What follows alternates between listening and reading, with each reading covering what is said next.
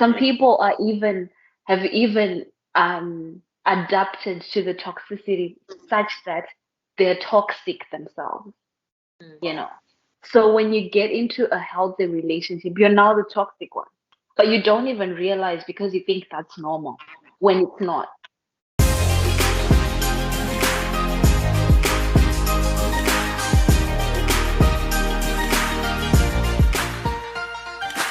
Greetings, everybody. Welcome back to Personal Leadership Mastery. Today we have an interesting conversation with, I'm joined with two ladies, Sarah and Vanessa, and I hope today we're really going to have something that is going to help you all to understand deeper on this particular aspect, because I see that it's not an aspect that many people focus on, but I think it's really, really vital. Would you mind, Sarah, to just give a brief introduction of yourself? Just something a little bit for the sake of our viewers, and then Vanessa, you can follow after that. Wow, put me on the spot. But I'm Sarah. I'm Sarah Hoko. I'm currently studying medical science. I'm majoring in neuroscience. I'm in my second year. I'm very passionate about mental health, especially men's mental health, because no one looks at it. But yeah, I go both ways, but mostly men. But yeah, I'm very passionate, very, very passionate. Okay, thank you. I like the fact that you talked about the fact that mental health for men, many a times it's something that is overlooked, right? We are just told, hey, be a man, man up, but I think it's also very crucial. So thank you very much. I think that is going to add a very, very unique spice to the conversation. Let's go to Vanessa. So my name is Vanessa Z, and I'm currently staying in Thailand. I'm undertaking my bachelor's degree in international hotel management. I'm in my third year, which is my final year. I will be graduating in the next couple of semesters. And yeah, I think that's pretty much it. Okay, lovely. But I would like to believe all of you have an inclination towards the mental health aspect of things. So today, we're going to be talking about, many people really tend to put much focus on toxic relationship, which is very good, because I also think that definitely one has to be aware and of course know how to deal with it. But I think people tend to look less on the aspect of the transition between moving from a toxic relationship to a healthy relationship. Yeah. Let's put it on the table. What are your thoughts on that? Sarah, you can go first. Okay, I would say first and foremost, the most important thing is to understand that not every relationship that ends is toxic. Gotcha. When we get that heartbreak and everything, trying to process everything that happens in a relationship, we might end up, I don't know, we might end up saying this relationship was toxic, but it's okay to break up with someone. It's okay to figure out that you don't have the same values and the same vision and the same, you know, background as someone else. And that's fine to say, you know what, this will not work. However, some relationships can be toxic. Now, that's what we want to talk about. So I think I'll throw this a new V. I'm sorry. But how would you deem a relationship a toxic relationship? Good question. All right, that's definitely a good question, and I really love the way you express that. Not every relationship is a toxic relationship, because definitely we come from different backgrounds and having different core values, and it's okay to accept that yes, we were not meant to be together, but that doesn't deem a relationship to be toxic.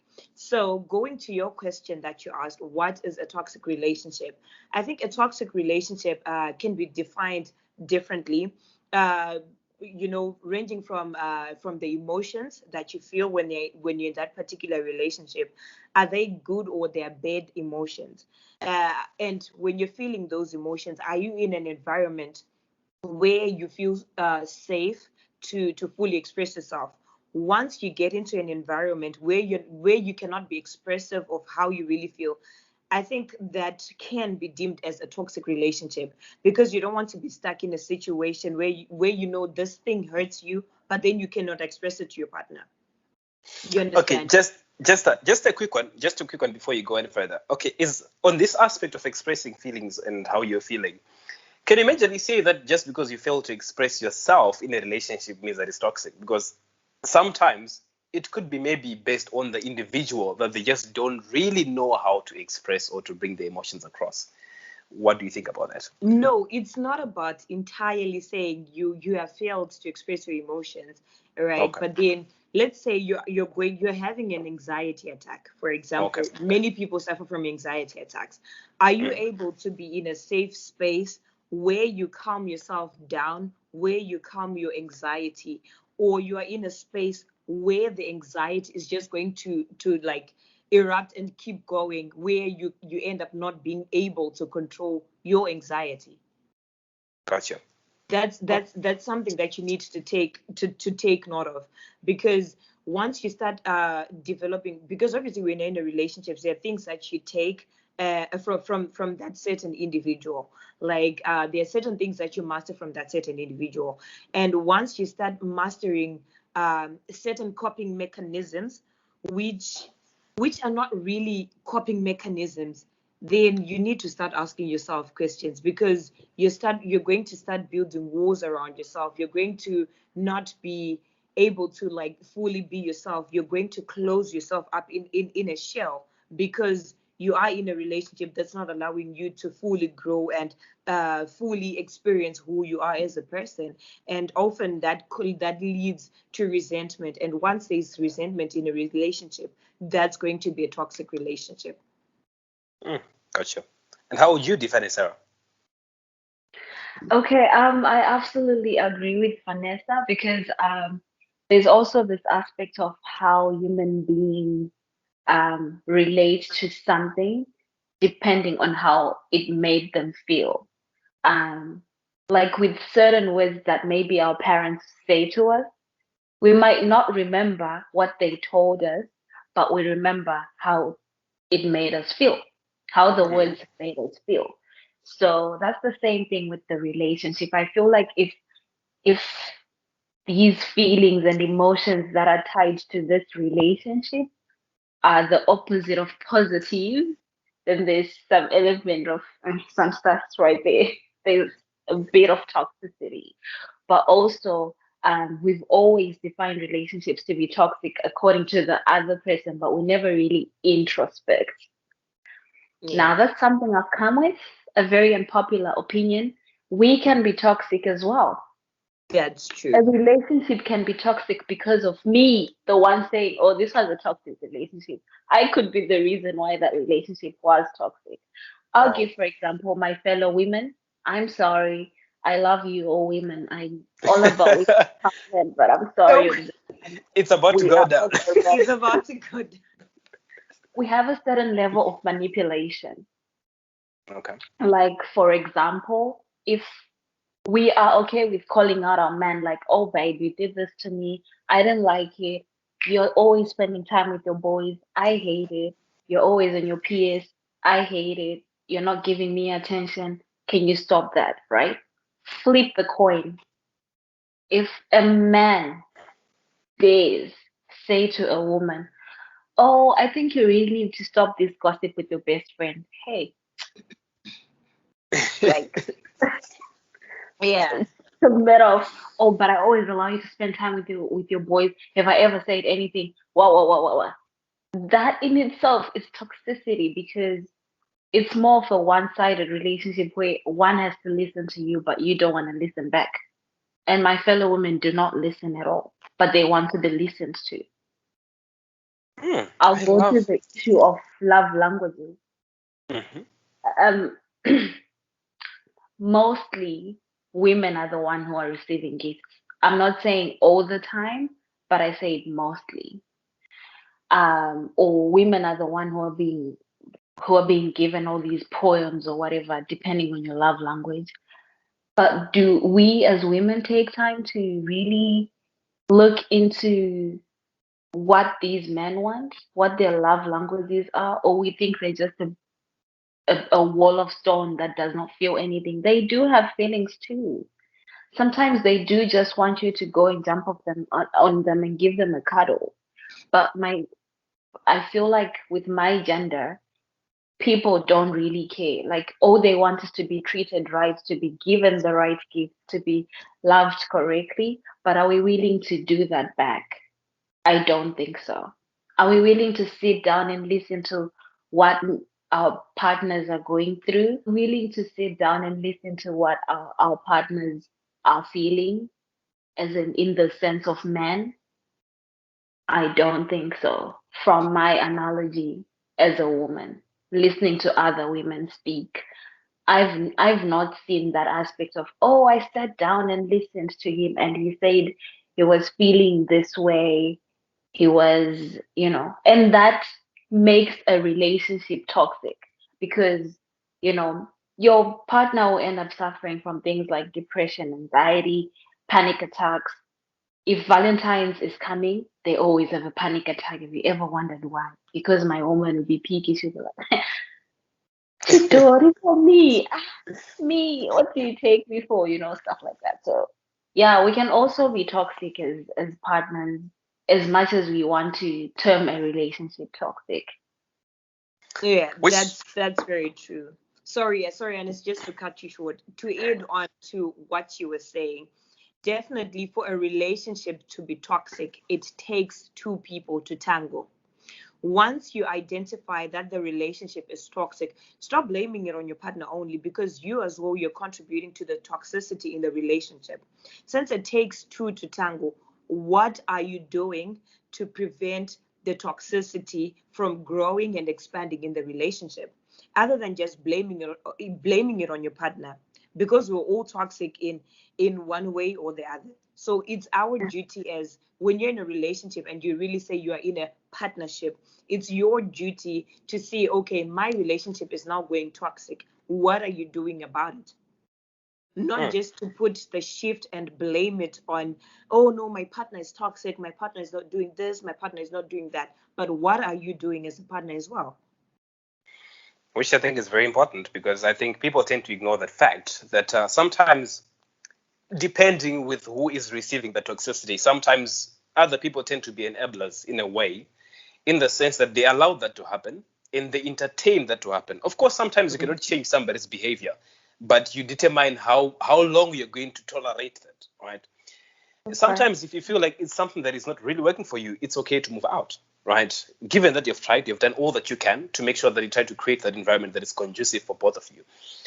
And I love also the points that Sarah was bringing in, that sometimes women tend to ignore how men feel. It's a point that she also introduced as we're taking off. That sometimes people really don't consider that. When it comes to toxic relationships, it's usually against men. And of course, cases are much higher. I don't know, is it because it's what's there, or it's that we just know of many cases where men are the ones that are toxic in a relationship. But I also love the fact that you brought forward that women can also be very much toxic in a relationship. But let's say somebody has gone through that phase. Of course, they've realized that I'm in a toxic relationship. The relationship that I'm in, I'm being every time I'm being belittled, right? Every time I'm being suppressed, every time I'm being ill-treated, and all I'm being taken advantage of. All these things, characteristics of toxic relationship that you can talk about. How about the transition, which is the main conversation that we're having here? People tend to advise people, hey, if you're in a toxic relationship, let's do this. These are the toolkit.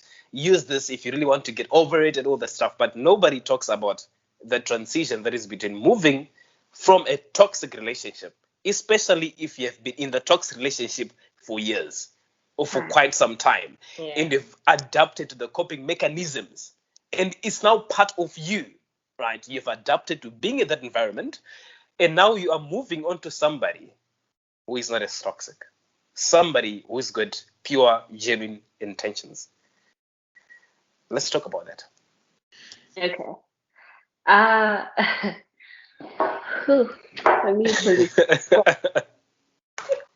Okay. Um, I was going to comment on something that you said, but I forgot. And it's good that I forgot because, Okay. yeah. But, anyways, I would say, first of all, it's difficult to leave a toxic relationship. But if you are in a toxic relationship, please gain the balls and leave. Yeah. It's difficult, and it's even much difficult to transition from a toxic relationship to a healthy relationship because you're just suspicious, in those I watch a couple of horror movies. There's this suspicious looking good guy who's just too nice.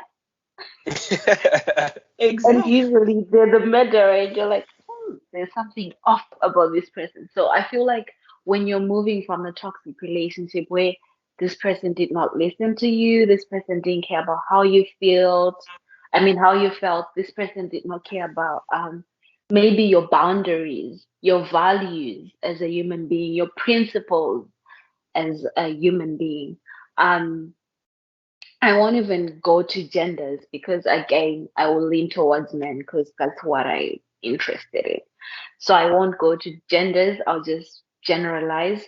I feel like when you're moving from that and you get someone who's genuinely trying to get to know you better, but you've been with people that are just thinking of getting under your pants, you're like, why are you being too nice? Some Mm, people have even adapted to the toxicity such that they're toxic themselves, you Mm. know. So when you get into a healthy relationship, you're now the toxic one. But you don't even realize because you think that's normal when it's not. mm. I'll give an example. There are certain things that people think are normal, but they're not normal. Like, Okay. okay, I'll try not to use the word normal, that's a bad word. Um, they're not acceptable. Yeah, that's a better word. They're not Okay. like they're not acceptable in a relationship because it's a relationship. Things like um there are certain things that my partner in a relationship should not know. Like I believe in transparency because the moment you're trying to hide stuff and be deleting chats and be deleting contacts and be hiding stuff, that becomes a bit suspicious. Like, because in a relationship, what you're trying to do is, well, if you're dating to marry, that is to like gain someone's trust and also, trust that person with literally everything. But now there's all these things of like prenup. You're already preparing for divorce before you even get married. Like you're signing these papers to prepare for divorce, and you just have your eye looking at a corner like, oh, just in case. Why? Because you've been in a relationship where you've been let down, because you've trusted someone who has crushed your trust completely. You have trusted someone with a heart, and I wish I could show you this meme, but they've done this thing to your heart. Yeah. So moving from such a relationship to a place where there's trust, to a place where there's genuine love.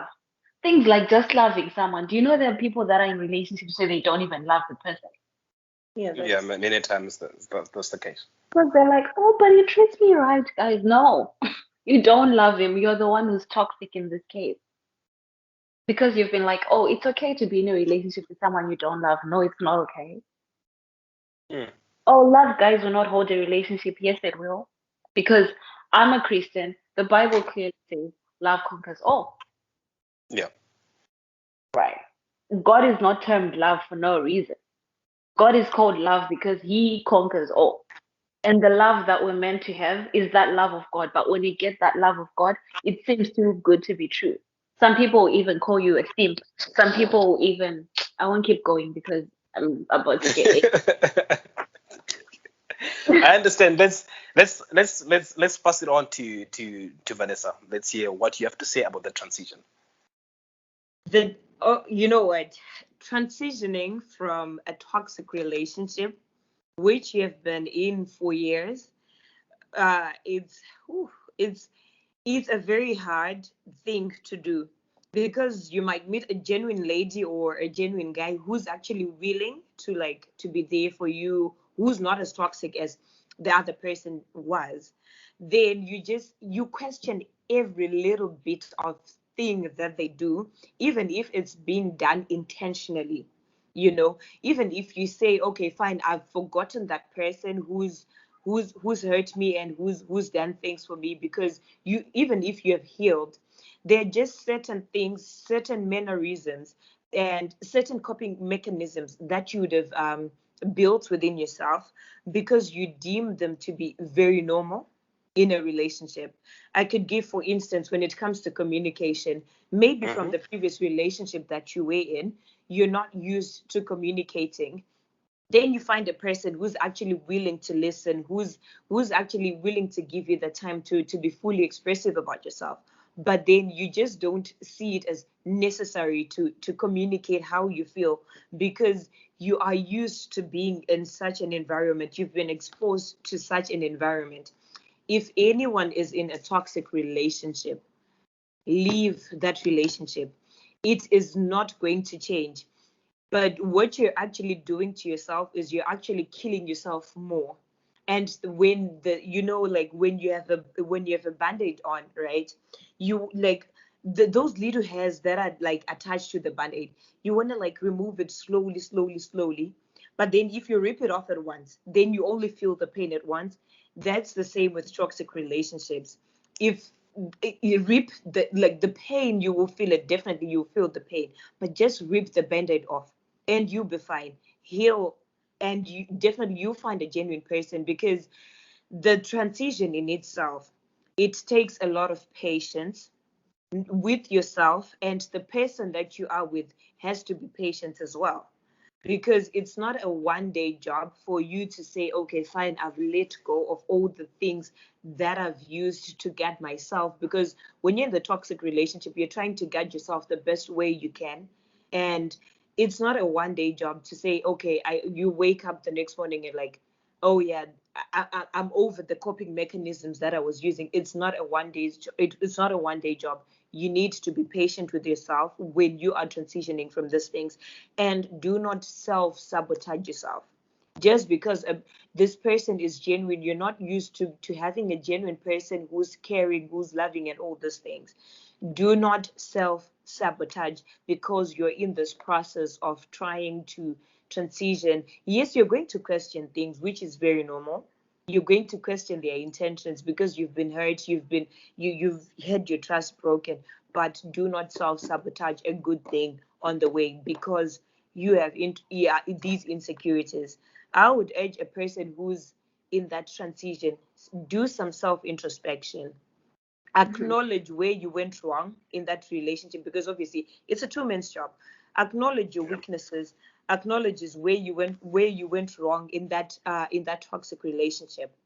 Acknowledge also whatever that partner did to you, and from those things you're able to build up what you're looking for in the next relationship. And it also helps you in the healing process and also in the transitioning process, to the point whereby if you see that no, this person might be possessing things that the negative things that were coming from the toxic relationship, you're quickly able to identify those things. And then it's your choice to choose whether you're going to move forward with that relationship, whether you're going to move forward with getting to know that person, or you're just going to take a couple of steps back before you get into another toxic relationship as well. Because after you get used to a certain environment, we have a tendency of somewhat keeping on attracting the same kind of same caliber of people, which will end up in a toxic relationship. So the transition, definitely it's not easy. It's definitely not easy. It's not a one-day job whereby you wake up and say, fine, I'm over that toxic relationship. It's going to take patience. It's going to take practice to let go of those things. A lot of self-introspection as well, because you need to do that self-introspection because it will help you in this whole transitioning process. I think that's what Gotcha. I have to say for that. Which I think is very important, and I love the points that all of you guys brought across. And it's very much possible for somebody to be addicted to drama. That you can be so much used to drama that when you when you get where there is no drama, you always have something. There is something that has to happen. And Yeah. and most of the times when you bring that kind of that kind of conversation across, people tend to think that maybe something's wrong with you. When you tell people that it's very highly possible for somebody to be addicted to drama. And I think it's very much applicable in the topic that we're talking about today. The transition, you can be so much addicted to the drama and the toxicity that you're experiencing in the previous relationship that when you make that transition, you question everything this partner or person does. If they're buying you roses, if they're buying you gifts, yet it's something that you never used to get here, you're going to question that. If they are treating you nice, if they're giving you compliments every time, you're going to question that because you never used to get that. All those things now get to affect that. So my last question, therefore, briefly, what would be your advice? Vanessa, you pointed a couple of points that you talked about. You talked about self-introspection, questioning yourself, looking at yourself, and making some certain observations. But on to Sarah, what would be your recommendation to somebody who is experiencing those difficulties to transitioning when they have lacked trust, they now have trust issues, they're now insecure, they question everything, and yet they're with a genuine person who's got pure intentions? What's your advice for such a person? I'd say this is something that most people don't agree with, but I'd say sometimes it's just good to take time off, like completely. Most people will say, oh, you can only figure out that you've healed once you're like in a new relationship. But I don't think so. I'll say why. Because when you take time off, you can go back and look at the previous relationship without the pressures of a new relationship and look at it. Analyze what went wrong. What do you want to correct so that you don't attract the same niche once again? Because now that will become a cycle of toxicity after toxicity. I was once in a relationship where I never fought with that guy ever, ever. And my friends would be like, "Oh, that's abnormal. Like, why should you not fight?" I'm like, "Why should you fight?" They're like, "Oh, it's not normal at all." And to me, it was not normal. I tried to pick fights. I'll try to because I'm just used to that kind of lifestyle where oh, every week there's supposed to be some little drama. Oh, who's that girl? Someone followed me. Who's that? You know? But then it's possible. So I'd say just take time off, go for therapy because some of these things are things that are like you can be triggered even by things that are from your past, which I won't go deeper into detail with because that's a whole different topic altogether. But I'd say also if you feel like it's too much, like there are people that when you mention men or if a guy in a relationship says, "Oh, how many kids do you want?" That could be a trigger. Because of maybe how you were brought up or things like that. So I'd say therapy, you will be shocked about the things that you don't know about yourself in therapy. And then I'll also, one last thing I would say is there's no relationship with no vulnerability.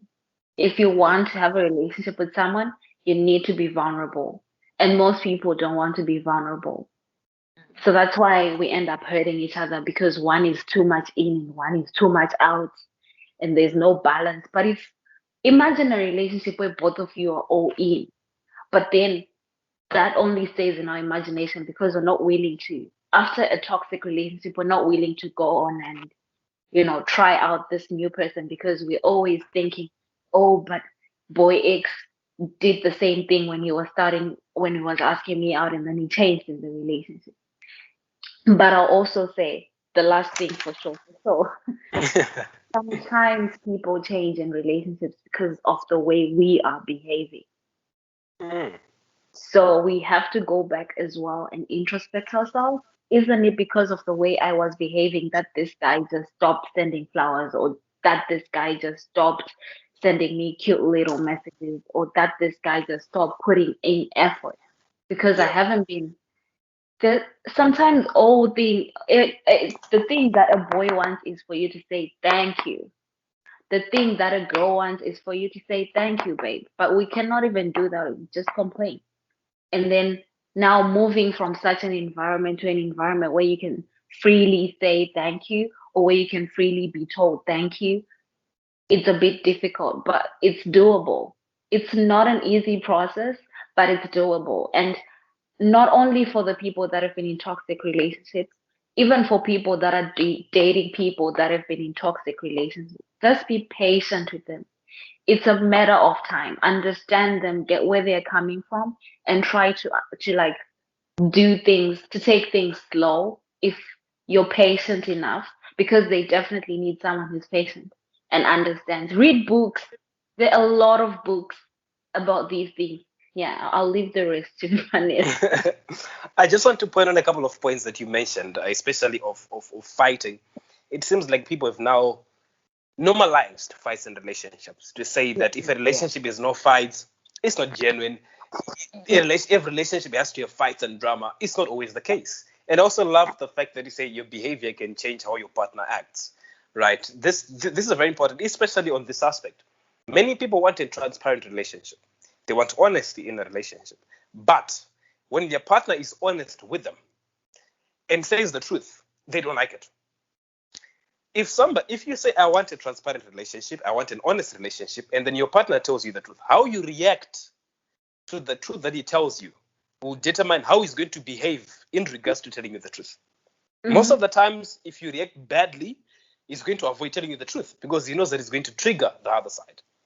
So I think that's a very, very powerful point to say that sometimes the reason why your partner or your partner stopped behaving in a certain good way that you liked, or in a certain way which was good, it could be because you are the cause of that. Now, just close again, Vanessa, can you please, if you have any additions to what Sarah has said, you Okay, can have just a the space.